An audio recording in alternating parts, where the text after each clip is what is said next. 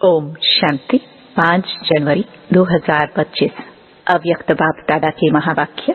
Original date 17 अक्टूबर 2003।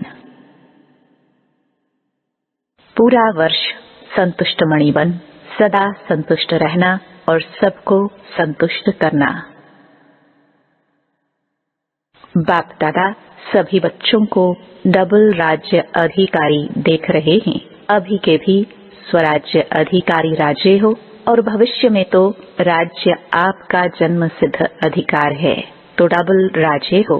सभी राजा हो ना, प्रजा तो नहीं। राजयोगी हो या कोई प्रजा योगी भी है कोई प्रजा योगी?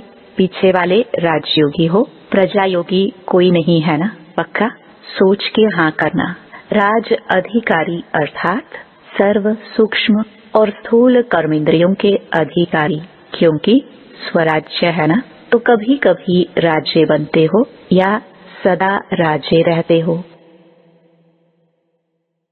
सदा चेक करो जितना समय और जितनी पावर से अपने कर्मेंद्रियों, मन, बुद्धि, संस्कार के ऊपर अभी अधिकारी बनते हो, उतना ही भविष्य में राज्य अधिकार मिलता है। अगर अभी परमात्म पालना, परमात्म पढ़ाई, परमात्म श्रीमत के आधार पर यह एक संगम युग का जन्म सदा अधिकारी नहीं, तो 21 जन्म कैसे राज्य अधिकारी बनेंगे? हिसाब है ना। इस समय का स्वराज्य, स्व का राज्य बनने से ही 21 जन्म की गारंटी है। मैं कौन और क्या बनूंगा, अपना भविष्य वर्तमान के अधिकार द्वारा स्वयं ही जान सकते हो।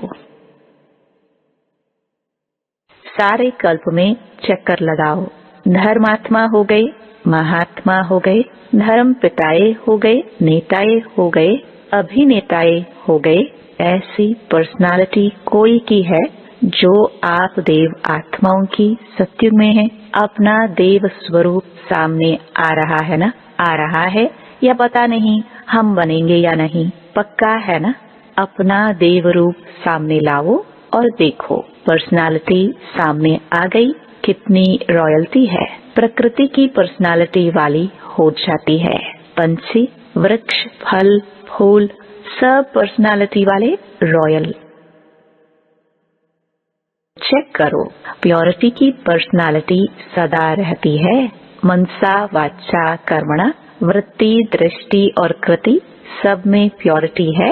मनसा प्योरिटी अर्थात सदा और सर्व प्रति शुभ भावना, शुभ कामना सर्व प्रति। वह आत्मा कैसी भी हो, लेकिन प्योरिटी की रॉयल्टी की मनसा है सर्व प्रति शुभ भावना, शुभ कामना, कल्याण की भावना, रहम की भावना, दातापन की भावना। और दृष्टि में या तो सदा हर एक के प्रति आत्मिक स्वरूप देखने में आए, वह फरिश्ता रूप दिखाई दे, चाहे वह फरिश्ता नहीं बना है, लेकिन मेरी दृष्टि में फरिश्ता रूप और आत्मिक रूप ही हो। और कृति अर्थात संपर्क संबंध में, कर्म में आना, उसमें सदा ही सर्व प्रति स्नेह देना, सुख देना। बाप ने आज देखा कि यह जो आप कहते हो कि मेरा संस्कार है, तो क्या आपका ये संस्कार है? आप आत्मा हो, आत्मा हो ना, बॉडी तो नहीं हो ना, तो आत्मा के संस्कार क्या हैं? और ओरिजिनल आपके संस्कार कौन से हैं? जिसको आज आप मेरा कहते हो, वह मेरा है या रावण का है?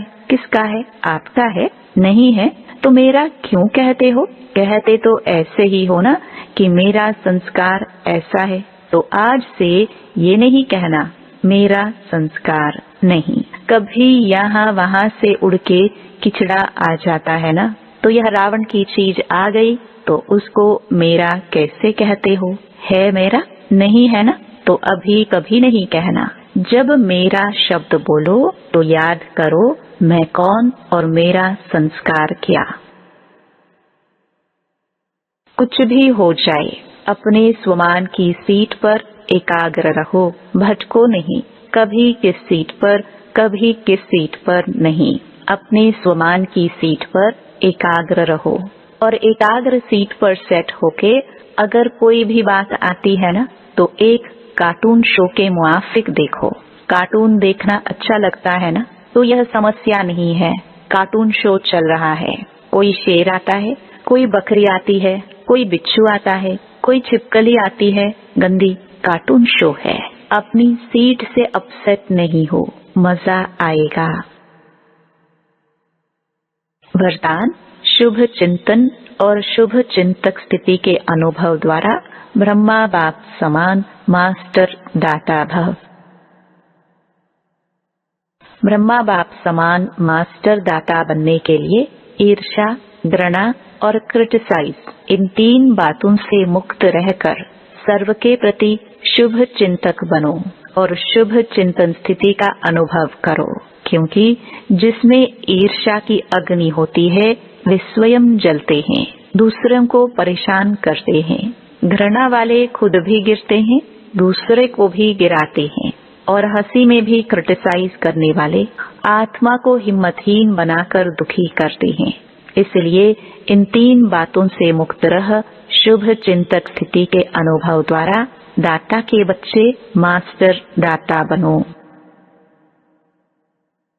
स्लोगन, मन, बुद्धि और संस्कारों पर संपूर्ण राज्य करने वाले स्वराज्य अधिकारी बनो।